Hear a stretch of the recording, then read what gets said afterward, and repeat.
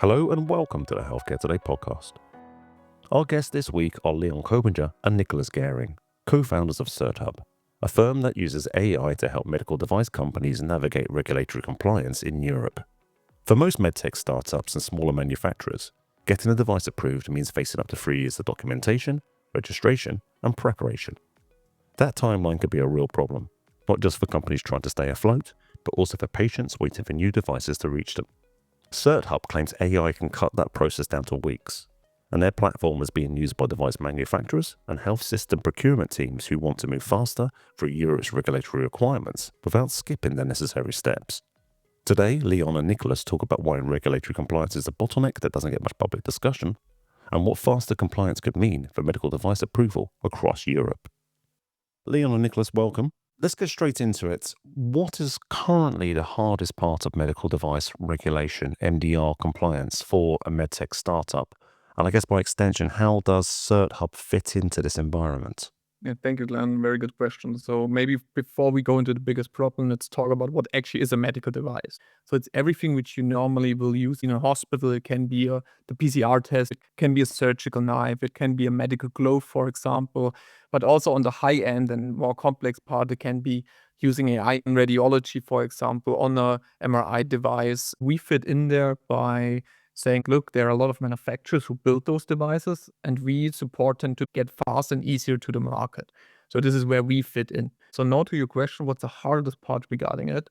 Imagine you have a medtech startup yourself. You build something which is super nice to be used with patients, and then someone stacks you a huge regulatory requirement list, which you cannot really understand. It feels like reading a phone book. And then you say, good luck, see you in 18 months. So to sum it up, for startups, finding the right journey through this jungle is normally the hardest thing for them. So the biggest killer is sometimes having this uncertainty. So you don't know how long it will take, you don't know how much it will cost, and you also don't know if you're on the right, defined your device correctly, and if your clinical information are substance. So for instance, you have to make big shots and assumptions very early, and then you find out only in a very late stage if you did it right or wrong. I think that's super hard for medtech startups to do, especially if they haven't worked in the industry for a lot of years yet. You've said that the industry rarely talks about regulatory compliance as a bottleneck. Why is this? It's a very interesting question, and I think it's a bit more nuanced when it comes to these things. I think Leon just made the point for startups, which are starting on a green field, and there it's often a lot of naivety, I would say, because compliance is such a broad term, and we have compliance when it comes to companies, right? When it says about worker protection and things like this. And we humans often tend to just brush these things off and say, yeah, this is easy things. But especially what we are doing, it's product compliance. It's really proving that your product is safe. And people often underestimate that. So with startups, it's often that they're really not aware of how much effort they need to put into these activities to eventually reach the market. But what I also want to emphasize is this: I do my initial certification is one part of the customers, but then you also have the people who are very successful, right? Who sell hundreds of implants across the entire world. And there we really see two types of companies, I would really say. Those where the management really understands the strategic value of compliance in terms of like a strategic lever, being faster than your competitor in the market, being more secure and having more revenue uplift. These are the people who are actually very, very vocal about these things, because they say we need to be faster. We need to have our compliance as guardrails so we can work effectively while being safe. And then you have the companies where compliance, as I said before, is really just seen as a annoying topic. They don't fund the departments very well, and then they just complain a lot. They feel all the friction, but they cannot even voice it. To come to an answer to the question, there is a lot of movement in the industry, and all the regulations are continuously revised. So, for example, the European ones got an update in the last weeks due to active voicing, but it's still too little, in our opinion, to really make some significant changes for Europe. I also want to emphasize this. Nobody would question that you want to have safe products in the hospitals and you want that the companies work on high quality. But the sheer amount they need to fulfill for that is to be questioned. So this is not a European problem, because in compliance we always try to say, yeah, this is a European case. We have this type of norms and guardrails all around the world. Also, the FDA is super strong and rigid regarding things. Also, when you go to the Brazil market, you also need to fulfill certain amount of things. That's a global topic also. CertHub says it can compress the up to 36-month waiting time into mere weeks. Can you talk about how your AI achieves that? And what is it doing that, to be honest, a team of compliance officers couldn't do in the same time? So very important exclamation mark, right? Like this is a big claim. And this claim upholds in the very first scenario where you say, you come from university, you've done your PhD on a new type of treatment for a certain disease, and now you want to reach the market. It's like, I start from zero and I need to go to the market, what Leon said initially. Especially for those people, they benefit a lot when using our system. What the benefit is for people who are already in the market, we come to later, but the main problem they face is they have really no idea what to do. They get all the norms they have to fulfill, but there is no step-by-step approach of what to do there. And what CertHub is doing, the range of medical devices is very broad. Some get implanted in your body, some are software, some are just typical hardware devices like scissors.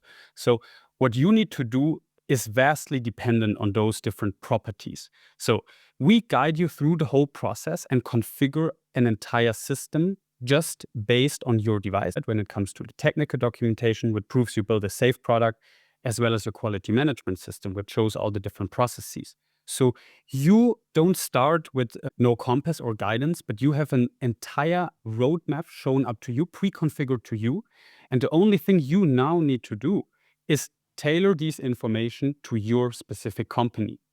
And also what we do additionally is continuously check the contents you put in there. So it's not a way of you build something for months and weeks, and then at some point you need to pay a lot of notified bodies to assess your compliance. But we do that along the way, and in the end, really cramping down the time.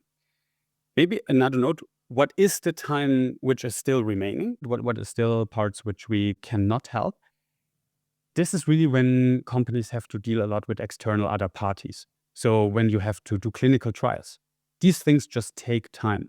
And we help people and we can advise them if it's possible to circumvent them, if there are other regulatory paths to also skip that. But there are certain things also like biocompatibility tests, which you just need to do. And this is always remaining time, which just cannot be squeezed. But in a smart project management schedule, we can also save people from these like stalling times. A lot of people are concerned about AI and a non-human touch. Can we talk about where your AI handles the work completely autonomously with no human touch required, and where does a human expert still need to absolutely step in? It's an interesting question, and I think here you also need to think about, on the one side, what AI can do and what AI is allowed to do in our industry, as we are still inside a highly regulated industry. So the human most of the time has to remain in the driver's seat. So there is like a co-pilot system where the AI is there to help the human perform and do things. It gives suggestions, but always a human is ultimately responsible for these things, because this is just how the norms and regulation requires that. However, what can AI completely do autonomously? A lot of tasks which these regulatory affairs professionals have to do resolve around scanning and analyzing huge amounts of data, performing regular checks if they're having complaints, if their literature is up to date, especially when it comes to these research and analytical tasks. These are things you can completely outsource to these AI agents, but think whenever you need to actually make changes to regulated documents, then you always have the human in the loop. Although the AI could perform these changes, the system has to be built in a way so it's always upholding the compliance requirements, which are there. The answer to this question may change because things are moving so fast, but where is AI currently not ready yet in regulatory compliance? What can your system currently not do well? Very nice question, Glenn. I really like it because My background is I used to do AI research also a lot, and it's mind-blowing to see how fast this whole era moves. And you have the feeling every month a new capability is being added. We use AI functionality in a lot of different places. I talked before about analyzing data. It's about transferring legacy documents into structured data. And all these things, I would really say, this is a solved problem for AI. What we also do is we actually check the data and the contents and the documents which the humans create against the regulatory requirements. So the task is called, it's a legal reasoning task. You have to perform the same type of assessment a human expert would do. And in AI research, also legal reasoning is considered to be the pinnacle of difficulty in tasks. And this is also where the limitations lie. I can give you a concrete example because the type of checks, if you would submit your documents to a notified body, they are not all the same. Some of them are very trivial in terms of please compare if the exact same number or information is stated across 7 different documents. Please look up and check if everything is consistent. But these tasks get continuously harder. Then suddenly it comes to, now please assess if a justification which was given for something is actually accurate. Up until now, the entire clinical evidences have been presented to you. Make a final decision if that is now enough or not. I always say, the more the task really feel like something a judge would do, right? Like it's a final decision by a human. These are then the tasks which we don't want to, and also AI cannot and will not be able to perform, because that will always require a bit of this human factor and kind of like assessing the whole thing. So long story short, inside this legal reasoning, this is where the biggest benefits and also opportunities lie for improvement. Now, imagine a conversation between a procurement leader or a hospital risk manager and a device supplier who use CertHub for their compliance file. Why should that buyer trust an AI-assisted submission over a traditional one? This is bearing in mind that specifically the UK systems can be affected by oil tanker thinking, slow to move, slow to react. How I personally see it, we have a lot of wrong or unupdated information in classical manual created files. So literally a lot of this, like if you have imagine getting a user manual, how to use this medical device in a hospital as an example. And there are a lot wrong information, not because the manufacturer intended it to be, because if he had to maintain this 500,000 documents, they forgot things, they didn't update things. So now we have a lot of errors then, which is confusing. Now imagine it just having an AI check on it. If the person knows what they're doing, they can make the quality of the file or the user manual like 10 times better than it was before. It's the same if you write a paper at university. If you have no clue what you write about, there will be really bad output. But if you use it as a final check at the end to just improve grammar, improve your writing style, things like that, and you still read it through, the quality is 10 times better. So I would even turn the question the other way around. I would even say like the buyer would be so much happier because the quality is so much better. It's nicely explained. It's clear for them. We don't do alteration on the clinical data, for example, with the system, because I completely agree with you, Glenn. This would be a critical case, because if we really alter like a clinical study, for example, for the buyer, this would be super risky. But this part we don't touch, because exactly what Nicolas said before, because that would be the risky part to do. So I don't see any risk, and then we also never accounted this problem regarding it. The good thing is the buyer gets faster responses from the manufacturer, so their customer experience would be better. If AI adoption accelerates the way you and we all expect, how do you see the role of a human regulatory affairs professional changing in the next few years? I myself worked also as compliance officer. With the power of the things today, my work would have been so much nicer back then. What we saw in reality was 30 to 70% of your daily work is copy pasting information, requesting information from the developing team, for example, like just organizing, communicating, chatting, doing, I don't know, email outreaches, for example. So really not, really admin work of things. And now you have far more time to really think about your regulatory strategy. So thinking like, look, I'm now selling in Europe. Next year, maybe I talk with my managing director. I now want to sell to Brazil. I want to maybe sell to China. So now they have the time, because the people in those teams are crazily overworked because of the amount they have to do. they now have more time to think about strategic options. So it's more going into decision support system, in my opinion. So you don't think about the small details, what is linked what with each other, but you think about the higher scale. And the cool thing is, I also see like regulatory affairs and quality management. You can see it as a huge business enabler because this needs to be very clear.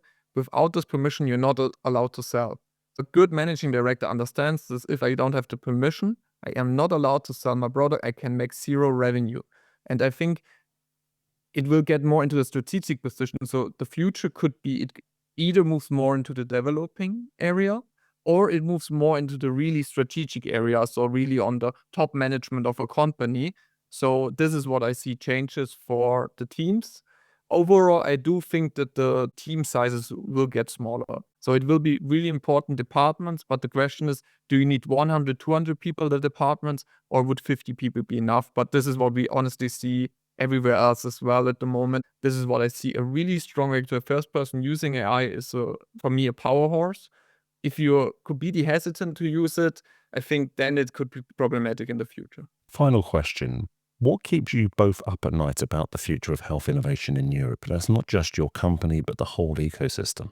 To start with, Leon and I, we care really deeply about the European Union and the future here. If you look at the world, right, it's an important time to also bring innovation back. And this one example, which really frustrates us, and we think a lot about it, is we work a lot with great teams from universities, right? They have been funded over years with taxpayer money. It's the same in Germany. It will be the same in the UK.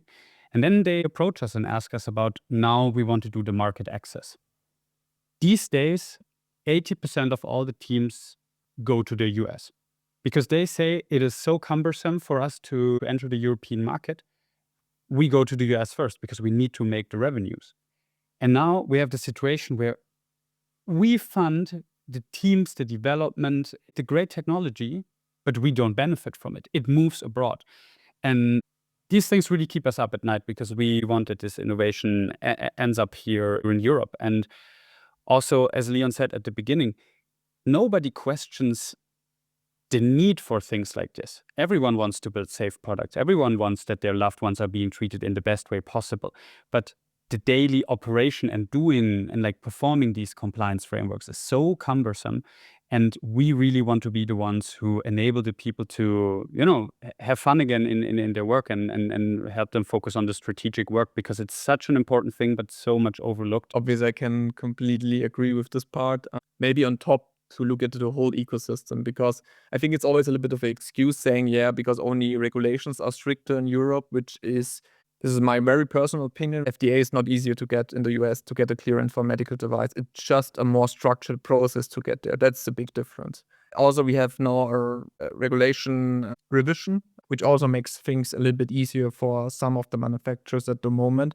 So I think it's too easy to just push it on regulation because the reality is more because of the bad experience in the past, because some people couldn't get a market.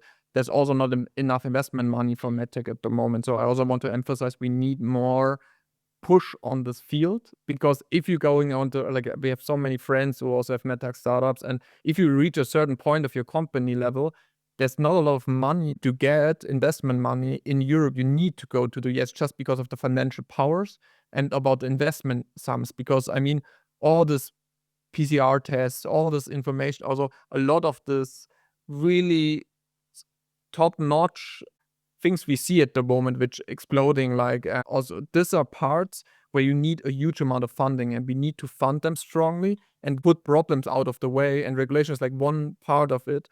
But I think in a bigger ecosystem, we also need to have easy reimbursement topics. We need to have easy selling to hospitals, for example, because also there, again, the US is not like the golden, everything's perfect there. I think their healthcare setup there and the reimbursement is very complex there as well. People also underestimate it a lot. So we have all the prerequisites. So this is why also Nico and I are a little bit sad about it, that we do such a great research, have the coolest technologies out there, and don't get it to the patient. And this is what really frustrates us and what we want to make better.